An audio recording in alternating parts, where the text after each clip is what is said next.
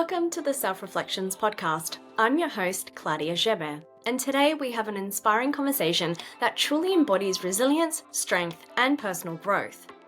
Our guest is Phil Calleja, who opens up about his challenging upbringing, his intense career path, and his experiences as an MMA cage fighter. Phil's journey is one of stepping outside his comfort zone and embracing discomfort to fuel personal transformation. He shares with us not only his hardships that he's faced, including a traumatic incident he endured that had a profound impact on his mental health, but also how he found peace, purpose, and resilience through his work and personal growth. We'll also dive into the importance of seeking help, surrounding yourself with the right people, and giving back to community. This is a powerful story of overcoming adversity and striving for continued self-awareness. Let's jump into the conversation.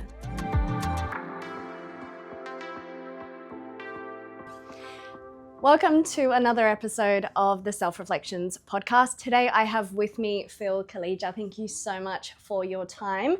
I cannot wait to get into this podcast today. But again, thank you so much for your presence today. Thanks for having me on. So Phil, what attracted you to the Self-Reflections podcast and motivated you to share your story with us? It came across to me and I thought it was a good opportunity, a great opportunity to share my story. It's a fair bit outside of my comfort zone. Mm-hmm. I've got no problem asking any of my friends, I've got no problem talking to them and people that I have built a certain amount of respect with and rapport with. But to complete strangers, to put it out to the world, it's a bit uneasy for me, but I thought I'm going to step outside my comfort zone. It might help one, two, or many people. So, yeah. I very much encourage people, whether it's my clients, my friends, myself, step into the discomfort, get comfortable with the uncomfortable. That's where we have the biggest opportunities for growth. So again, thank you for your courage and bravery. So to kick us off, can you describe your early upbringing and the challenges you faced growing up? How did this impact you at the time? So my early upbringing, to paint a picture, I'm the son of obviously my mum and my dad, married. My father was Maltese, mother Filipina. Had one older sister and had two half sisters from a previous marriage of my dad's. My parents divorced 6 or 7 years old. There was a lot of domestic violence in the house. Not a lot of good memories from my childhood going through. I learned a lot of strategies, coping mechanisms, and strategies that weren't very helpful for me, but they helped me at the time. In my adult years, I had to work through them and figure out a way to be a member of society. Yeah. Did you have the skills when you were younger to actually get yourself through, or was it kind of like a play of survival at that time where you were just going through the motions and trying to survive? Yeah. I was just trying to survive. I knew what was right and wrong. Mm-hmm. I was born and raised a Catholic, went to a Catholic primary school, church every Sunday, that kind of stuff. It was very, very difficult. Mm-hmm. There was no security in the home. My mum left my dad multiple times, back and forth. There was a lot of domestic violence in the house. I said that before. Always on edge. How did that feel for you when you were going through that? It's looking back, obviously it's very traumatic, very scary. That you love your father, but you're also scared at the same time. You're also really scared at the same time. So it's trying to squeeze the blade of a knife. Mm-hmm. The knife's the only thing you have to hang on to, but it's also cutting you and hurting you. So you have this guilt. I was made to feel guilty for not being there, close to him all the time. But yeah. Mm. How were you able to get an outlet in those early years, whether it be through school, through friendships, through sport, anything like that kind of helped you in those early years? To be honest, no. Yeah. No, I didn't. I'd asked my mum to box or something like that. She wasn't really of the understanding. When I was on good terms with my dad, he did he threw me my first pair of boxing gloves. But as for a physical outlet, or emotional outlet, no. Mm-hmm. No, I didn't really have any. I didn't draw. I didn't, write. I did read a little bit as a child. Mm-hmm. I do think about. I did read a little bit. I was pretty interested in that. But no, that's why I do believe it's very important for a child to be able to express themselves, and I practice that with my kids. Mm-hmm. That's amazing. Coming from a challenging upbringing, having domestic violence, and having such complex relationships with people that you love but also fear, it's really hard to navigate those early years. And I'm really keen to hear a little bit about how you then progressed in those early adult years. Did you learn things about your past? Did you take any lessons that then you used in your young adulthood as you then grew up? Yep, definitely. What I did learn from my father is hard work and working hard. It's funny to have the two in the same conversation, but he was a good man. Mm-hmm. He was a very good man. He just didn't get the love he needed. Yeah. So growing up as an adult, I always did try to understand him. My mum really helped me. She was always saying to me, never look at the negative, always look at the positive. And there always is a positive take on everything. I believe I did. I have stumbled across pieces of information that do reflect that as well. Mm-hmm. I've YouTubed and Googled like philosophies and principles, Stoic principles, kind of believe that as well. Mm-hmm. Taking the positive out of everything. And that's such a beautiful mindset to have, coming from that background to then apply it later in life. That's amazing. How did you get into the career path that you had in your adult life, and what led to, developing a family for yourself? So it was pretty hard for me to get into the workforce. I got asked to leave school pretty young, before year 10. Kind of the way to get into construction, which is like the only uneducated thing that I was kind of qualified for. Mm-hmm. It was a kind of who you know kind of business. Mm-hmm. Well, it seemed to be back then. I rang every page in the phone book and nothing.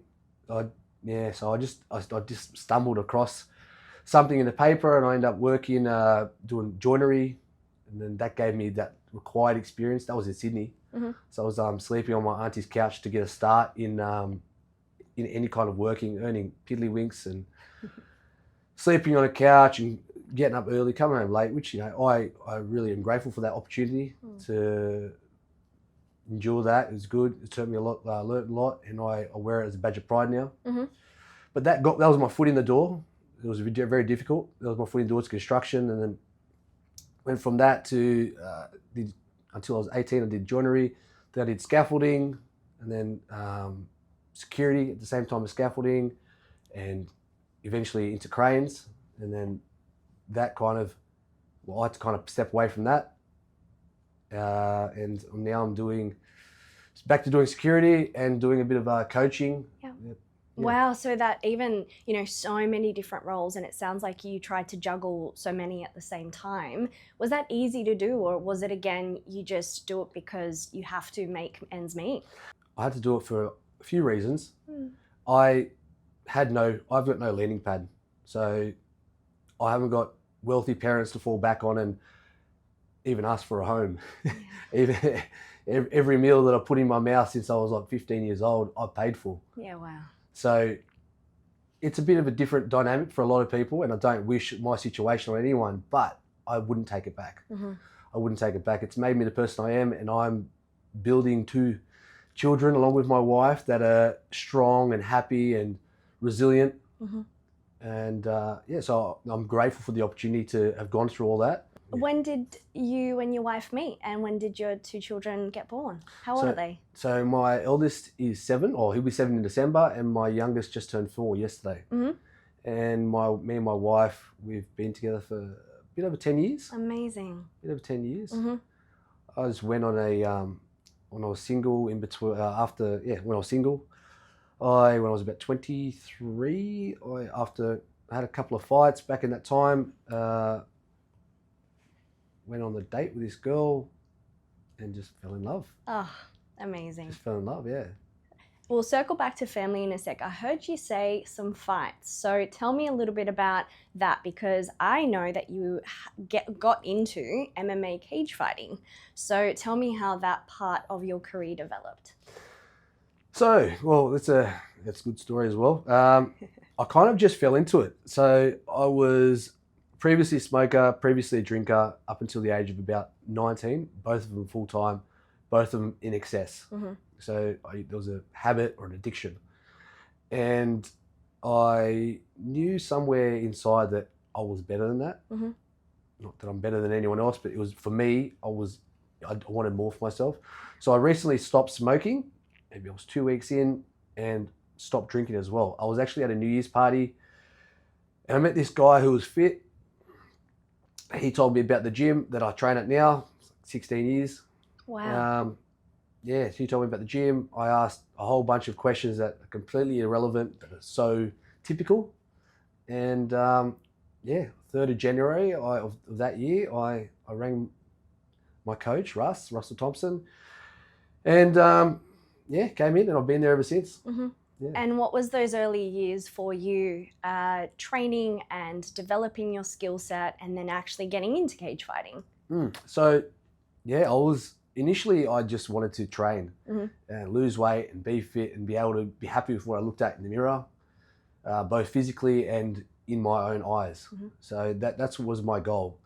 And then I was there, came like a piece of furniture, they used to call me. I was just always there from start, first one at the door waiting for the coach to get there, and last one to kick out at the end of the night. And then I'll do my own running and stuff like that as well. It sounds like it gave you something that was really important. If you were there 24/7 and you were part of the furniture, what did you get from that experience? Yeah, I got a sense of purpose. Yeah. Belonging, brotherhood, a sense of purpose. It was my reason to stay not smoking, not drinking, not doing all these things. The times that we trained was like 5 o'clock. I'd be there from 4 o'clock till 8 o'clock. So there was no time for friends that weren't at the gym. Did you find that not only did it help, I'm assuming, with physical health, did it also help your mental capacity and your mental strength? Definitely. Definitely did. There's a lot of decisions that I didn't make. A lot of things I didn't do because I wasn't there. I wasn't there with the crowd. A lot of my childhood friends, like prior to teenage friends, teenage acquaintances. Yeah, they're just not around anymore. In one way or another, they're not around. They're in jail, or they're just not here. And I think, like you said, the choices we make, we either go down a path where it continues to create problems for us, or it helps us grow.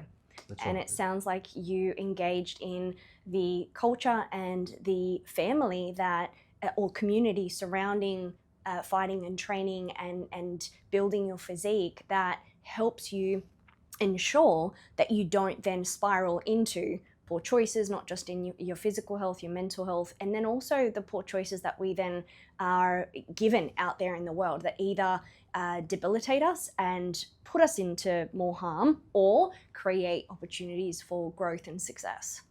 100% agree. Yeah.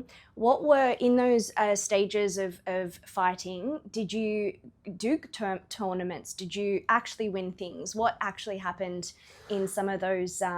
As your skill kind of increased. Yeah. So the first, it was all like someone asked me, in front of my coach, just as we were lifting weights before. He goes, "Oh, when are you gonna fight?" And I kind of didn't know what to say. And my coach kind of, as he does, he just knew the right thing to do. He spoke up for me and he said, "Oh, he's not here to pick flowers," or some term like that. And I was like, "Yeah, he'll fight when he's ready." And so I had one just to prove it to myself. And then, how old were you? I was maybe 21. Yeah, so quite young. Yeah, 21, 20, something like that. And then the following year, on almost the same date, I had another. Then to prove that it wasn't a fluke. And then I had some stuff happen in my life, and then I kind of needed to fall back into fighting. I needed that. I was always full-time training, but I needed to have a date. All fighters will know about that date. Once you have the date, then your life falls into place. Yeah. Do you mean like a routine and Yeah. your fixation of the mind because you have a goal set? Is that what you mean? Yeah, like when you're just training to train, I mean, you can be dedicated, and you are, but you don't need to get 100% out of yourself, because you're always like, oh, there's always tomorrow, there's always tomorrow, there's always tomorrow. Yeah. But when you have a date and that guy, and you have a name and you have a face, it changes. Because, oh, you might interpret the look in his eyes as, oh, he's determined. Yeah, okay. Or he's been whatever, so he's going to want it more than me. So it actually pushes you to do the work. Definitely. Yeah. Definitely. More work. Yeah. More, and it causes you to burn out. So like every fighter goes in there burnt out. Every fighter goes in there with an injury. You never, ever, ever anywhere near 100%. If you are 100% physically, you haven't done the work in the gym. Yeah, it's such a different approach to what we would be teaching, or I would be teaching someone externally, is to prevent the burnout, because that then helps you to achieve success. But it sounds like you have to push past that burnout phase for you to be your optimum in a cage fighting scenario. Such a different dynamic. It is. It's I mean, obviously, like 100% is 100%, and you can't go past that. But you set limits for yourself, and we all set limits for ourselves. Like, I can only run this far. You know, so my coach was the key in getting the most out of me and get everything I had. There's nothing left in there. He got the most out of me every session. So yeah, you taper off. We tapered off like that week before, and you almost go back to brand new. But you got that money in the bank. Yeah. You've got those rounds, and you don't get as nervous. You mean, obviously you still get nervous, but if you hadn't done the work, I couldn't imagine the nerves. Yeah, wow. Okay. What were some of the challenges you faced in training or in cage fighting? Most of the challenges were like within my own head, and just to persevere. Like I was saying before, we're pushed, and there's also different scenarios that you put inside the gym when you're preparing for a fight, not if you just want to come and train for fitness. But there's lots of situations that you're going to be put in that you're not supposed to win. You're not even supposed to do well at. You're just supposed to survive. And a lot of people don't survive. Like, they don't make it to the camp. They'll get 1 or 2 weeks into camp and they're like, look, man, it's not for you. Like, train, but you know, you're not digging deep. Yeah. You don't want to go to the well and get it. They like the idea of being the fighter, but when it comes to do the work, the real work, it's just not for everyone. Yeah. How did those challenges actually shape you as you were growing up, or even in times now? Yeah, well, my toughest times have been where I've had to dig the deepest was in the gym. So when you know that you can get through those times, and you know, there's no lock on the door, you can walk out at any time.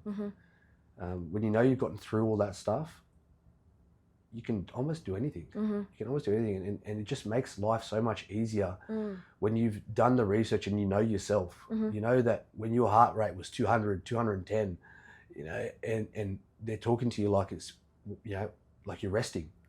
Yeah, wow. And you got to compute, and you can't even look someone in the eyes. You got to follow a plan, follow a structure. It's just, you know, you become proud of yourself. Yeah, you would. Absolutely, after doing that amount of work and feeling so accomplished, whether you take that to the cage or not, I think it's the internal pride that comes with who you then grow into as you're pushing yourself and breaking apart those narratives or those constrictions that, you know, whether it's us or the society or, you know, the narratives we get stuck in, it really, really allows us to push past that and, like you said, have a sense of accomplishment and pride. Yeah.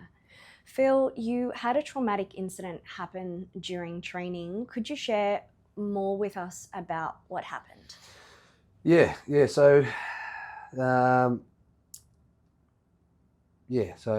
friend of mine passed away in the gym from an accident that I was involved in. It was only me and him training together. We were wrestling. He hit his head and lost consciousness straight away. Yeah. It wasn't like unheard of for people to lose consciousness. Like it has happened. Obviously, you're doing combat sport. There are risks, there are dangers. Like we train carefully, but it can happen. And he lost consciousness. Ambulance called, 000, all the rest of that. Recovery position, and he was put into a induced coma, bleeding the brain, and just didn't make it. About 6 days later. How old were you when that happened? I was 22. Yeah. How did you feel being part of that? And I can only imagine the shock that would have happened then and there. How did you feel? It wasn't good. It wasn't good. Really didn't have the maturity. I know I just didn't handle it very well at all. I mean, I had a support group. My coach was very supportive of me and was there for me. I had a couple of friends, training partners, but no one really knows what to say. Yeah. No one's really been in that situation.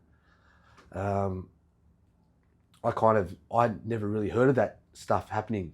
I did a lot of Googling and researched, and a lot of the people that were involved in deaths in combat sport, they all took their own lives. Wow. And like the fighters that caused the death, even the referees that were there, they all took their own lives, and that just it was very hard for me. Did that scare you reading that? Oh yeah, it was kind of like an instruction to me. Wow. That's kind of what it felt like. It felt like, oh well, if that's what they did, that's what you have to do. Wow. And to even just say you didn't have the maturity at the time, and it sounded like you were just trying to navigate that space on your own. There's not a lot of information or real support around it to get any guidance from, online sources, to then have that as, like you said, the instruction.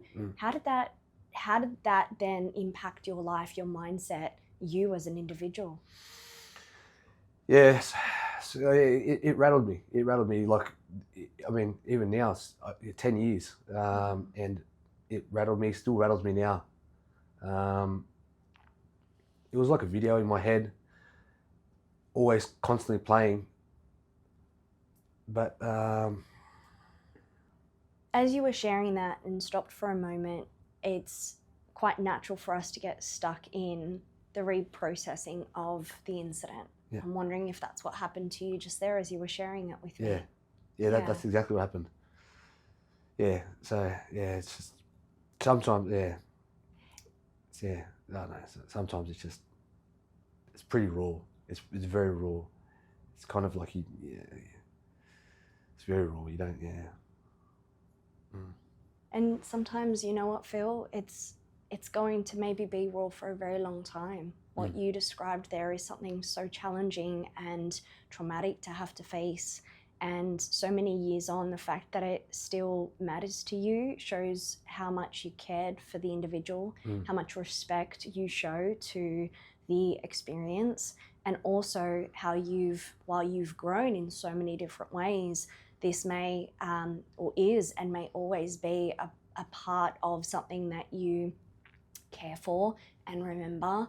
And it's not necessarily a bad thing. I think, when we do experience accidents that leave a mark on us, it definitely can help us as much as it does feel raw to go there. So I do appreciate your courage and your bravery to even just share that with us today. Thank you.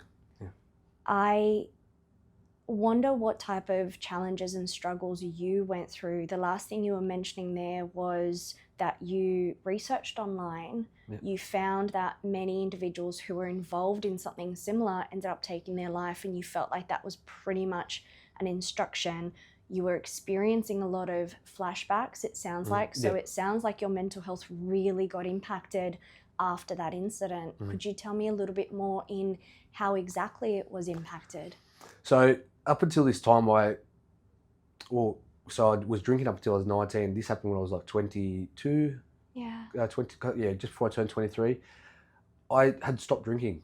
I didn't drink. I started drinking again, and I started using the typical, some of the typical coping mechanisms that people use today, drinking and all that sorts of stuff, and they did help in the moment. What did they give you in the moment? I just forgot about it. It was probably like some of the only times where the movie would stop playing in my head. Yeah. Like, or it wouldn't play as strongly. Wouldn't play as strongly. And, you know, sometimes because I was so embarrassed about my part in it, even though looking back, I didn't do anything wrong. I was so just disgusted in myself that I was there and shameful. I felt that it was okay to talk to strangers. When you're drinking, you talk to strangers, and when you're out socializing, you talk to strangers. And I did meet some beautiful people, one of which I still talk to now. And I don't quite remember the conversation exactly, but he's let me know that I needed an ear. And it's again a positive from that time. Is I've met some good people out of that, and I've learned who cares for me, who truly cares for me. And it was amazing the people that reached out and made sure they contacted me to see if I was all right. People that you wouldn't think would, and some people that didn't reach out, you thought they would, but you know, who knows what to say? Who knows what to say? Who knows where they are mentally? I don't hold anything against anyone. They've got their own battles and struggles, and people, life's busy and crazy and hectic, and doesn't take prisoners. So, yeah. And did you navigate that? You said that was in your early 20s. You're a little bit older now. It's been a while. How did it show up in your life? Was it something that held you back, or initially it sounded like it definitely did? So that experience kind of gave me a purpose to live. So his name was Muzz. So live for Muzz, and he wanted to fight. He really, really wanted to fight. He'd expressed that. It was very well known that he wanted to fight and he wanted to be that. And I know what that is because I wanted to be that. So I knew the look in the eye. I know the way, yeah. So I had 3 fights after that. So I had 2 fights prior to that and 3 fights after consecutively. And mainly to silence the noise that was going on in my head. But I did use it. And it spurred me on. I did feel that I had to live a real life, kind of seeing that I was involved in taking one. So I had to make sense of that. That was kind of one of the only thoughts that was kind of stopping me. Stopping me, yeah. Did you let go of some of those coping mechanisms, or did they stick around for quite some time? Yeah, so when I was fighting, well, that's why I had to start fighting again. Is I had to clean myself up. So it was only going on for a couple of months, a good couple of months. But I had to start fighting, training, dieting, training hard. Wanting more for myself, being pushed. It didn't stick around. It didn't last for a long time at all. Now I don't do anything like that, and haven't for many years. Many years. I would be lucky to have 3 or 4 drinks a year, and not the same day either. And I want to normalize when we go through a traumatic experience, our brain has a way of shutting down, and wanting to protect itself from the reoccurring trauma that we experience, and we do use copious amounts of strategies to numb and avoid what it is that we're having to face and process.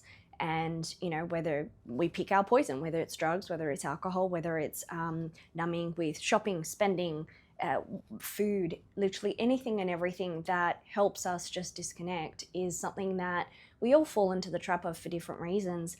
it takes a lot of energy and effort to acknowledge that those things no longer serve us, because they're like a safety blanket. And when we let that go, and like you've just said there, Phil, you felt like you needed to get back into fighting because one can't exist with the other. It's as if you chose fighting and training, and that you, as a byproduct, had to let go of those coping mechanisms. Yes, correct. Did you feel that going back into fighting and training, did you have to face the trauma? No. Mm-hmm. No. It was just a Band-Aid. Okay. It was all just a Band-Aid. Yeah. Oh. It was a Band-Aid. It didn't fix anything. Just like any addiction. Yeah. It doesn't fix anything. You do have to do the work. And what work did you have to do or have done? So I had to take ownership over what part I had in it. What part I had in it, and then put my hand up for as much as what was my responsibility, and not my fault, but my responsibility, and what I could do better and what can be done better. Even though, you might run a red light because you were whatever, but you still get the ticket. It might not be your fault exactly, or things might happen, but you still get the ticket. You still pay the fine. So I had to take responsibility for it. I had to own it. And own all of it. Yeah, I had to wear it. And what steps did you then take to do that? Just surrounding myself with people that were of the same way, that did own their actions and decisions. To be honest, I stopped fighting. I don't know if this is even relevant, kind of answers the question. So how I used it, how I got better from it, that was kind of where we're going with this, wasn't it? When I met my wife, I didn't really need to fight anymore, if that made sense. I was at peace. She kind of silenced it in my head. I felt I could have the life with her. What did she give you that created that peace for you? She gave me boundaries. She set her own boundaries really early, and she taught me how to be responsible for myself, because she was responsible for herself and her own feelings. She demanded a lot from me, and that was good, because I needed that. I needed to have something that I loved, put a price on themselves, and say, if you want to be with me, you will 1, 2, 3, 4, 5. Yeah. And I think we all need that. If you haven't got someone to do that for them, do it for yourself. Yeah. So I do that for myself now. Like if you want to, look at yourself in the mirror, you got to be under this weight. You got to look like this. You got to, wake up early. You got to do the cold showers. You got to do all these things that make you respect yourself. Otherwise, you're not just lying. Yeah. No, and I think if you stop respecting yourself and putting effort into yourself and your growth, why would anybody else respect you? That's right. That's right. Being truthful to yourself. If you want to, I'm big on this. Like, if you want to be better, start being better. Don't just say you want to be better. Yeah. How did you engage in trying to be better? So with her coming on the scene and creating a sense of peace, that may have also been because there's someone that loves you unconditionally, there's no judgment, there's conditions to have a reciprocal and healthy relationship, which you were willing to step up into. But what else did you do for yourself to actually show up if fighting was no longer something that you could engage in and those other coping mechanisms weren't available? What did you engage in to start actually showing up? Very good question. I worked. Yeah. I found another addiction. Okay. So I became a workaholic. I became a workaholic. I worked. I met this girl, and I wanted to give her everything. I wanted to give her the life.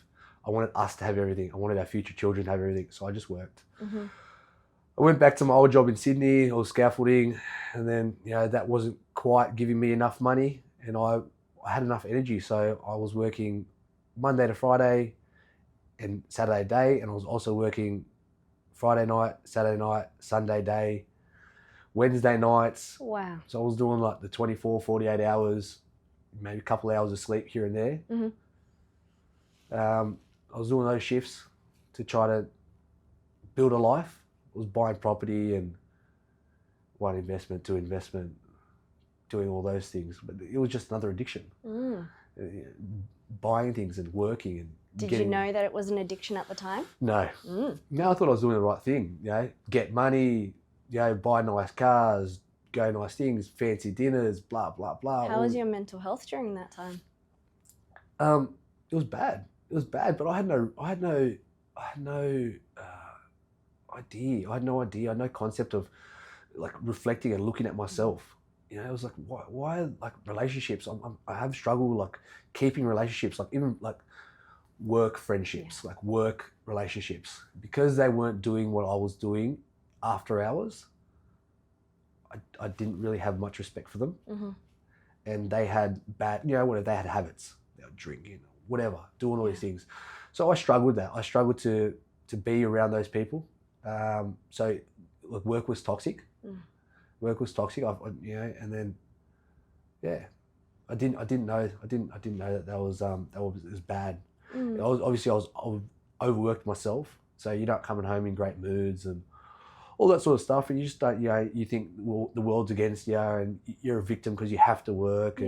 But I'm a victim because I have to work because I've got a picture in my head that how much money I want to earn to be able to be proud of myself. And that's what I did learn. So it taught me a lesson. And sometimes we do have those societal expectations of, partner up, get a job, partner up, get property, work to the bone, but not really giving us a way to be able to benefit ourselves in how do we do that, but still enjoy life, still connect with our loved ones, and also help ourselves in the process. Because even though you were ticking the boxes, it doesn't sound like you were actually enjoying the process or actually feeling good about it. I looked at, like, every time I bought a property, I was like, oh yeah, I'll feel something after, and then the settlement would come. Property would go onto my loan list,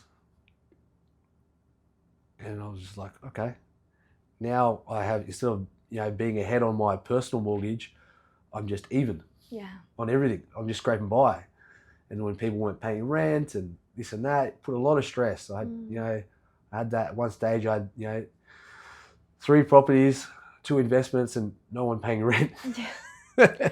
And quite a contrast to where you grew up with, what you grew up with, to what you have now. Oh, definitely. And also, it still didn't fulfill something internally. I quickly realised that even with renovating houses, and I was always like, a lot of my friends know me as that Christmas renovator, because I always wanted the house to be a certain way by Christmas.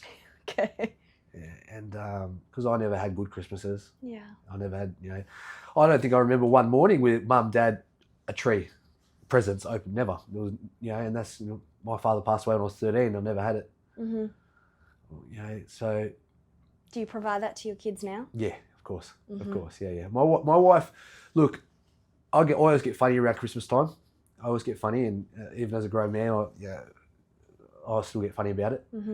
But my wife knows it. She calls me out on it, and she encourages me to level up. Nice. To level up and be that happy dad for my kids, and and give them those memories, those beautiful memories that I only knew existed on TV. Yeah. Watch something on TV and go, oh, that's what it looks like. Yeah.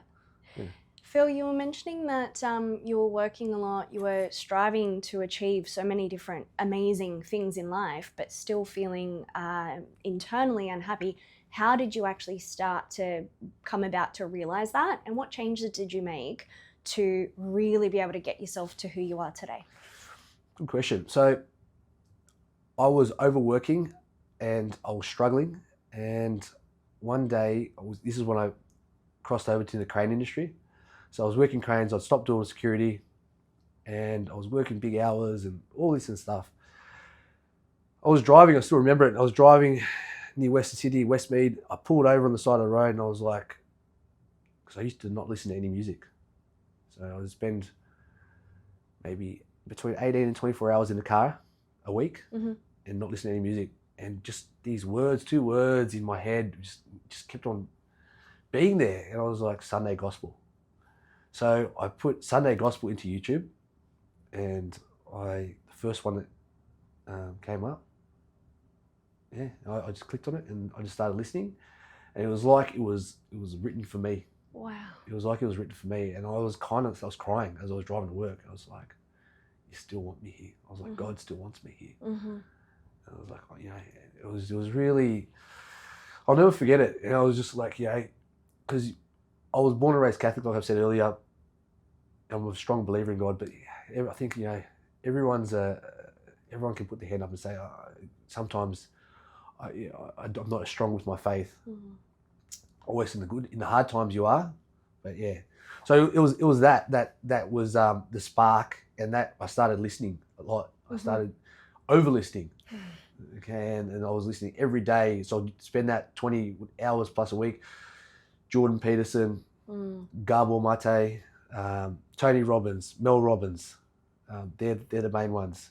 Their guests, and then I'll tangent off and listen to whoever the guests they have on their podcast and stuff like that. And I'll just absorb all this information. And not all of it I can retain, but the main points, the ones that spoke to me. Yeah. And when we feel validated and heard through the stories of other people, and that's why I love bringing individual stories through our podcast, it helps change the narrative that we are stuck in. When we think that our life isn't fulfilling, or we're not happy, or we don't value ourselves in any way, the more you surround yourself with individuals, whether it's in your circles or online, in podcasts, in whatever format, that replaces those voices in your head that tell you that you are this or you are that, or you are not deserving, or you need to be shameful, it creates a significant change, and it creates the opportunity for us to be able to heal, grow, have key turning points in our life that allow something different. And when we start letting go of the shame, the disgust, like you mentioned, the guilt that you described earlier, the more that you start to let go of things that no longer serve you, the version of yourself is able to grow from everything that you've experienced prior to that, and then some. You know, so I love that you yourself got to a point where it sounded like you got a message that this is what you need at this point in time. Definitely. And it definitely changed the trajectory, it sounds like, of your life. Yeah, it did. It look, I won't say that it changed it straight away. Yeah. I was I was listening for maybe I would say 3 years. Yeah. Nothing comes quick. Yeah. You have to work for it. Yeah. So I was listening for like 3 years, podcast every day. And then during that time, I did see my doctor and got a mental health care plan, and I got help. But yeah, I joined the dots, and it pretty much it came to the point where I had to just choose myself, and so I quit that job. I quit working full time in that job anyway, and just went back to what I knew. I had another fight, so that was the fight I had like only a year and a half ago. That was my comeback fight. So my record before that was 5-0, and then that one I lost close, but yeah, whatever. So that's what I used again. I used fighting again. So I escaped that work, that industry, got my life back, used fighting to get my life back on track. And what are some of the things that you engage in at the moment? You mentioned that earlier in the episode, you were mentioning one thing led to another. Did I hear that you are now a coach? Yeah. So, like, it's kind of all started like I had just one person reach out to me initially. I wasn't really doing any PTs or anything like that. One person, would you like to? And I was kind of like, oh yeah, I suppose I could do that. I suppose he's asking me for a reason. He wants to train with me specifically. You know, there's lots of great guys around. And then there was one, then there was two, there was three. And I kind of like put them at times and said, oh, let's train at 5 o'clock in the morning. Yep, no worries. Yeah. And I was like, oh, they won't show up. They showed up. Keep showing up. So I'm getting like all these, and I set high expectations. Like all my guys rock up before me, you know, like they're all ready, they're stretched, they're good at that. So, and from that, I know what people want, why they want to train with me. Maybe they got a feeling that I've been through a bit, and so I won't turn my back on them. Mm-hmm. So I'll make time, and it's all about balance. But yeah, I'll do make time for these people, Mm-hmm. and they're all my friends now. Mm-hmm. I consider them to be friends. Do you think that your experiences of, the hardship, the struggles, but also the way that you overused fighting is something that you're able to then teach your students or clients now? Yeah, definitely. Yeah, so I say to everyone I coach, because I coach classes as well, majority won't be fighters.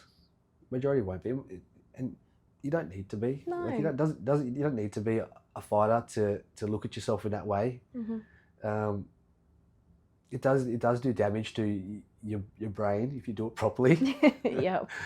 I've had multiple concussions and all this sort of stuff. So, yeah, how would I say I use it? I'll tell them, just use this to just be proud of yourself. Mm-hmm. Yeah, just be proud of yourself, and just if you're scared, do it, Mm-hmm. and then you won't be as scared, and then you'll keep walking towards that. It's like progressive overload. Mm-hmm. It's the way you build muscle. It's the way you build your self-confidence. Mm-hmm. What advice or insights can you offer to our listeners who might be dealing with their own challenges or mental health issues? Seek help. Mm-hmm. Seek help. Talk to your loved ones. Make sure you're heard. Make sure you go to a loved one that has room to take your space, to take your load. Mm-hmm.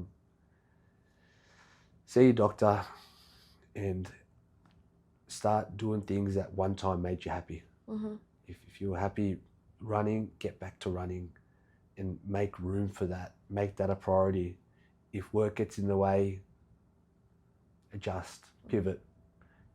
Everyone's got unique situations, and I'm, just like I have had.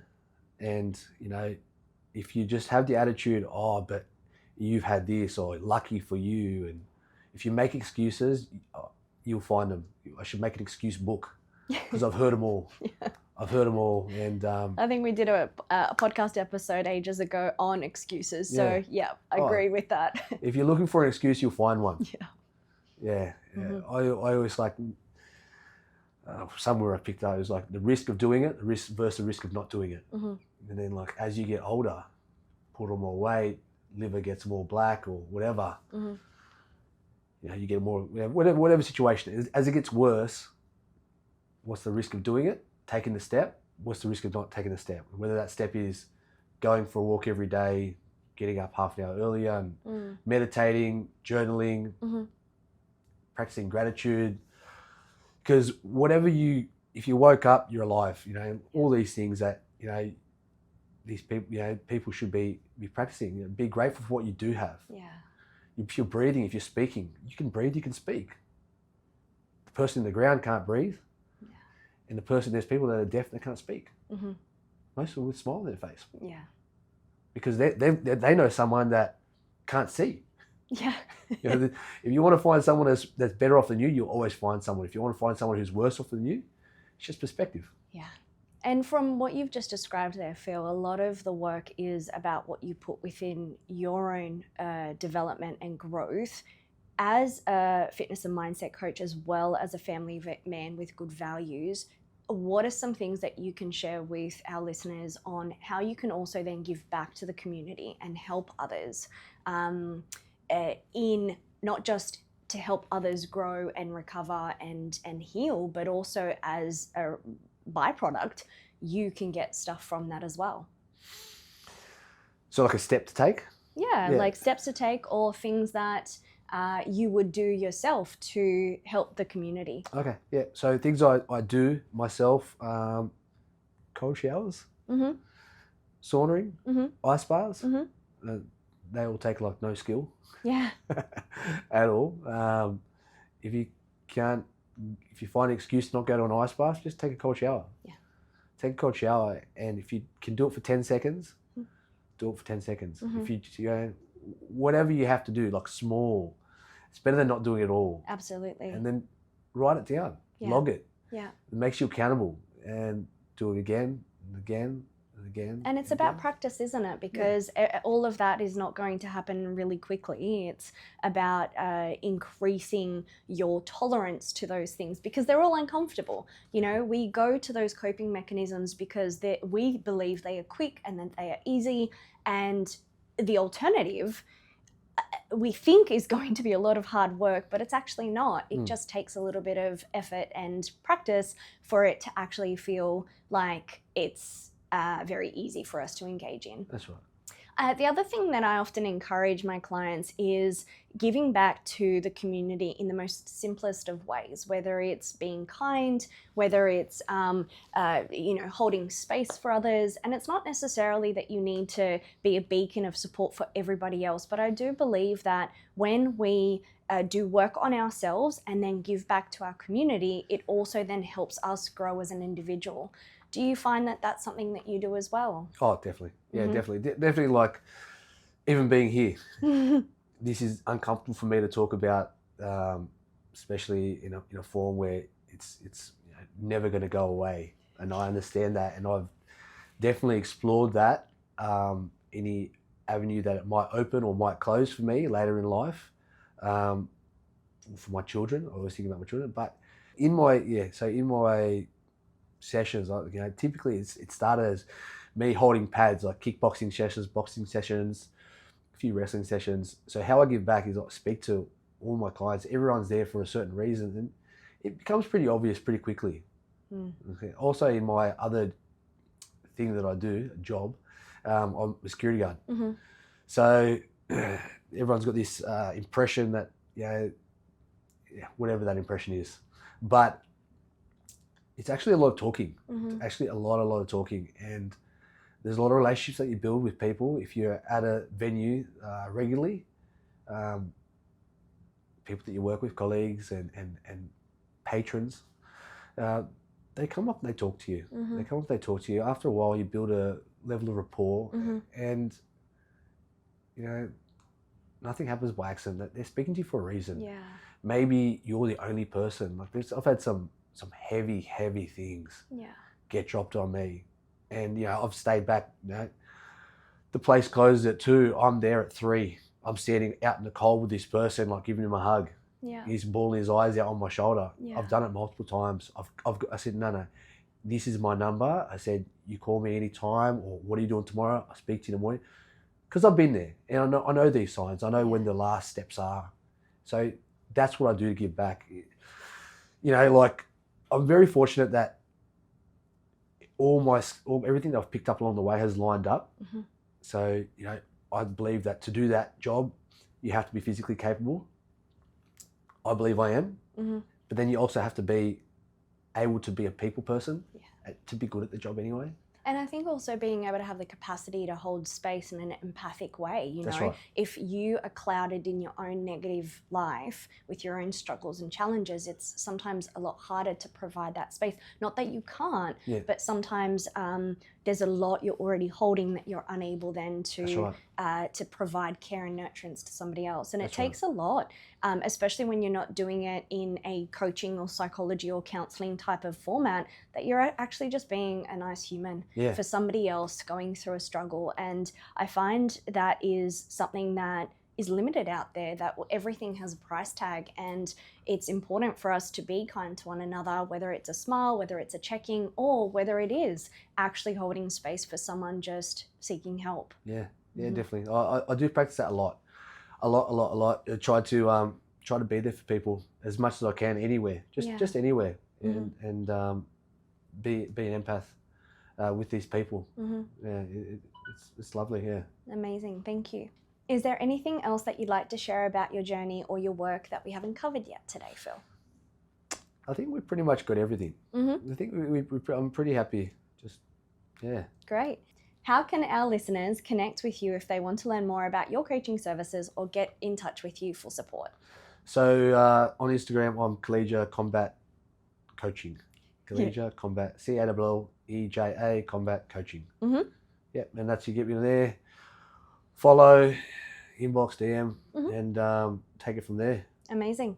And are there any other resources, books, podcasts, or networks that you would recommend locally, especially to our community locally, to help people engage in to make positive changes in their life?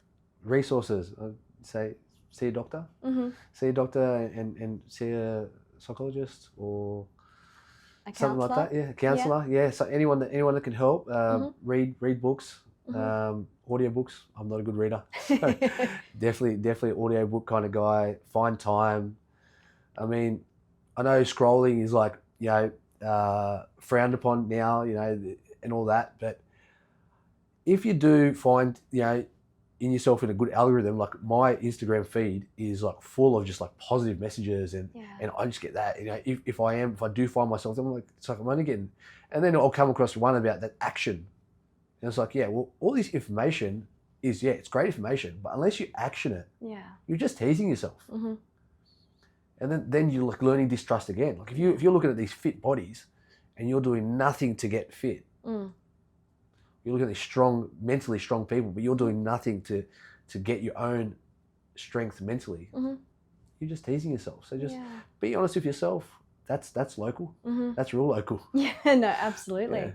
And if any of our listeners who are local want to get involved in training or fighting, are there any local gyms that you would recommend? So I train at Full Circle. Full Circle Mixed Martial Arts. We're in Unanderra. We've got an Instagram as well, Full Circle MMA. That's all I can recommend. No, absolutely. And from what you've described, Phil, you've come such a long way in, describing an early life upbringing where there was a tumultuous upbringing, there was DV, you grew up and really pushed yourself into the different work environments as well as fighting in a kind of obsessive type of way, but it also created a structure for you to then grow into finding peace in your relationship and your beautiful family, to now having your own coaching business and just being, even on a podcast, being vulnerable and courageous. I cannot thank you enough for all of that to be able to come on here today. It sounds like you've done so much work on yourself. None of that sounds like it was easy. None of that sounds like it was quick either. Do you feel like you've got more work to do on yourself? Oh, definitely. Yeah, definitely. Definitely. I'm always seeking to be more self-aware. I still see a psychologist. It's you got to be surrounding yourself with people that are better, and you see to be better in different facets of life. Wanting more for yourself constantly. You've never made it. It's a journey. Absolutely. And I think that's what it's a beautiful thing to accept, that life in itself is a journey. The work does not stop. It doesn't get easier. It's something that we want to invest our time in because it's always worth it. If we're able to be more in tune with ourselves and then what we then create for us every single day, what that does is it actually empowers us to be more tolerant to the challenges that are going to get thrown into our life's path later down the track. So I appreciate your time, Phil. Thank you so much. If you would like to get in touch with Phil, I will put all the details down in the description below. If you have any comments or questions for Phil, again, please put them in the comments below because I can then send them across to Phil and get all the answers for you. And if you would like to see Phil on a future episode, please, again, let us know. Again, Phil, thank you so much for your time. I do appreciate your vulnerability and your raw story to share with us the actual testament of determination that leads to growth in an individual. So thank you very much. Thanks for having me. As we wrap up this episode of Self-Reflections, I want to thank Phil Calleja for sharing his raw and deeply personal journey with us. His story is a reminder that stepping outside our comfort zones and embracing life's challenges can lead to profound growth and strength. From overcoming a difficult upbringing to finding peace in the midst of hardship, Phil's resilience shines through. Whether it's in his work in the cage, his mental health journey, or his commitment to his family and community, Phil's message is clear. Take action, seek help when needed, and surround yourself with those who uplift you. Remember, personal growth is an ongoing journey, and it's one that requires patience, kindness, and self-awareness.